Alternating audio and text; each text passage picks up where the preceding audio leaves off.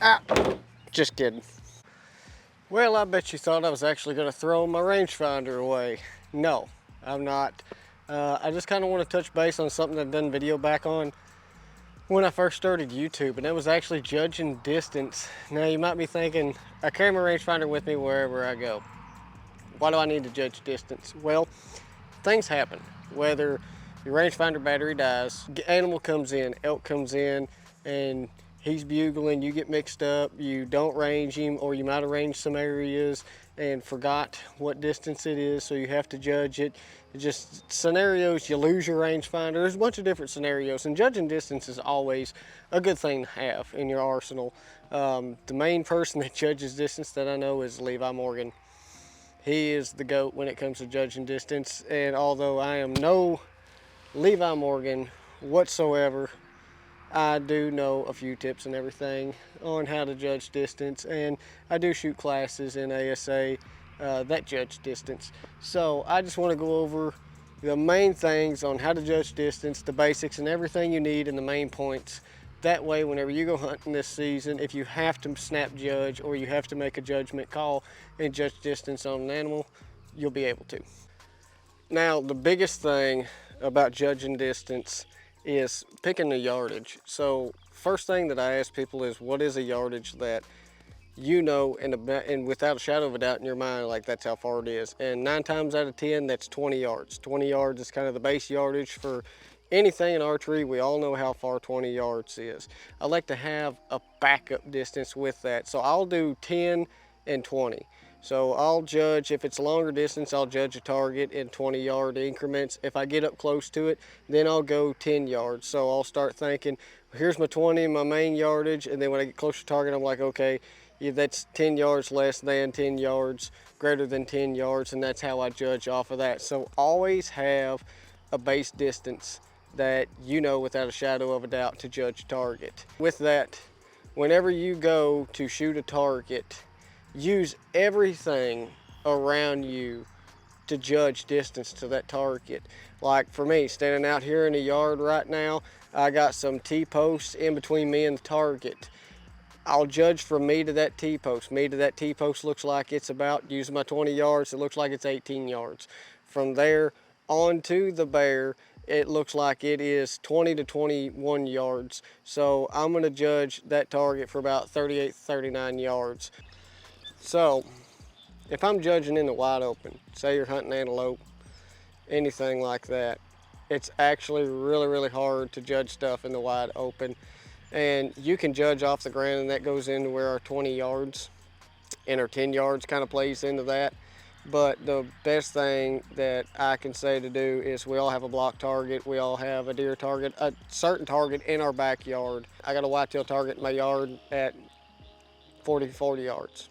I will imagine in my head what that target would look like out there at 40 yards, and then I will judge what I'm shooting off of based on that. It might be 20 yards closer to me, it might be 20 yards further, 5 yards, whatever. But it's always a good thing to try to imagine a target out there that you know what it looks like at a certain distance that you got in your backyard. I learned a tip from a Marine sniper the other day that I want to try, and that is judging distance off your thumb. He said whenever he stuck his thumb to a target, wherever he had a certain yardage for each line on his thumb knuckle. So I want to see how my thumb actually compares to a rangefinder. Okay, so with the rangefinder first,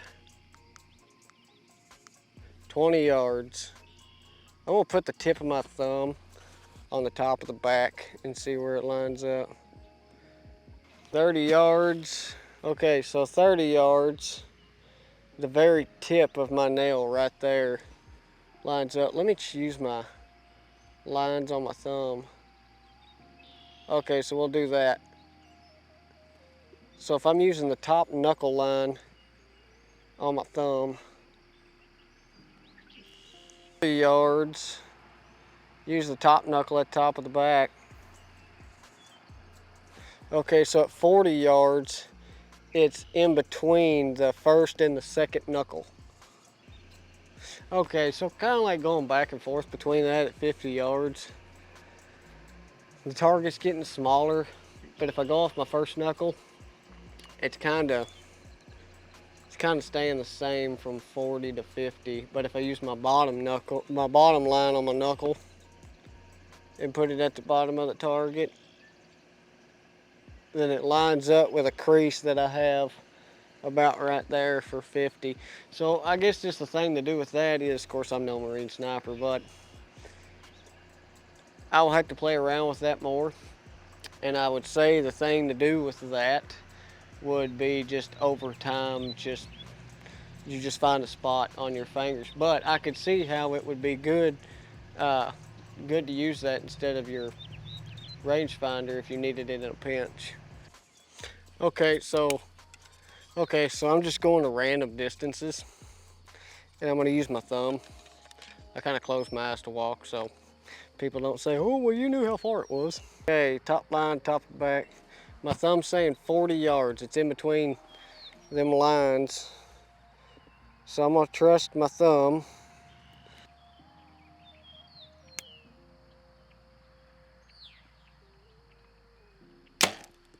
Oh, actually looked pretty good. All right, let's go somewhere else. Make sure I close my eyes. Just walking anywhere at this point. And I don't know how far this is, but we're gonna give her the old college try. Looking at 30. I should have ranged that after I shot to see if I was actually right. That's what I'll do on this. And 31. That one was for 40 and it hit there. That one was for 30 and hit there. I knew I aimed there for 30 and we dropped. So we're actually probably about 3 yards off on the sight tape because I put new strings on this and I haven't sighted it in yet. So sight tape's about 3 yards off. So we'll just add 3 yards to whatever we judge. Okay, I'm back here at a poke now. It looks like a poke. And I am going to judge. I'm gonna say 50. It's showing up on my line for the 50. And then add 3. Add about 3 yards. So 53 should be 50. I need to twist that peep sight.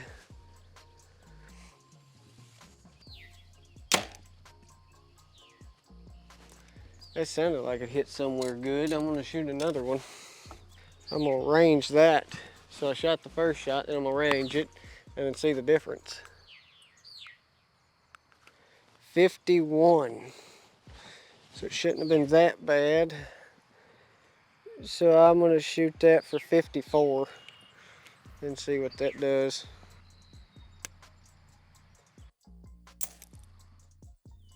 That sounded better. So that wasn't that bad.